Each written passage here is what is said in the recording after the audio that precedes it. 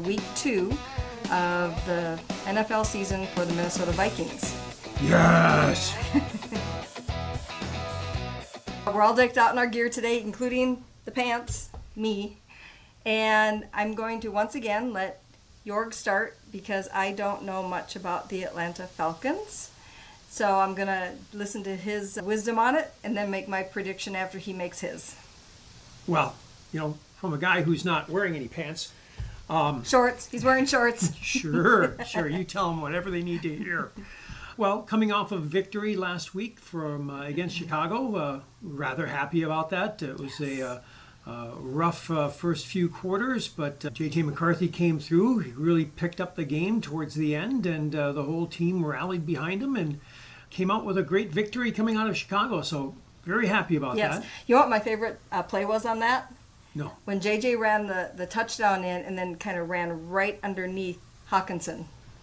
It was fantastic. That was beautiful. Yeah, really enjoyed that. It was a great game, and we're looking forward towards another one here.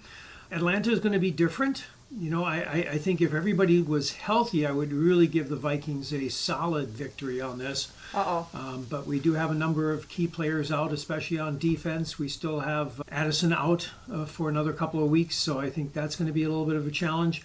We still have Christian Darrisaw out for another, I don't know how long. I was really hoping he'd be in this week. And then on defense, we have a number of key players out, so I think that's going to make it closer than we'd like. But it is our home opener, so I'm thinking that's going to make the difference, and the Vikings are going to come out 27-20. Oh, wow. Okay. What kind of a record in the last few years has Atlanta had?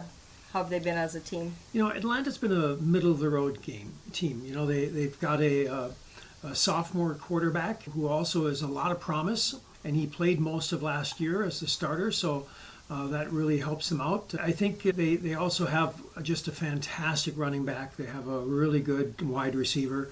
They've got some potential there. Okay. I think on defense we should be a bit stronger, but they've been a good team, just not a great team. A couple of people have had them in the mix for playoffs this year. They come off of a loss after week 1. So do you have any of their players on your fantasy football team? I do not. Okay. I do not. Didn't know if that would skew his viewpoint on the game and the playing. Nope. Based on home field advantage, JJ playing his ass off last week after he found his spark, I will say. I don't know if it's going to be that much of a spread. I kind of feel there might be a little bit of jittery playing. I hope I'm wrong. So I'm going to go with Vikings win, of course, but I will say 22-21.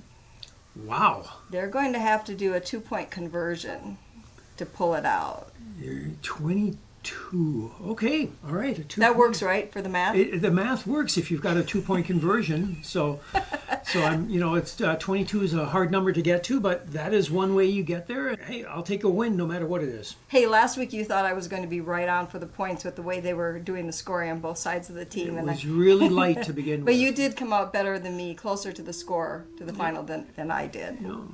We'll be watching tonight. We'll be sure to stay up for the whole thing and not be tempted to go to sleep if the game is not going well. I promise nothing. Skol Vikings! Yes, Skol!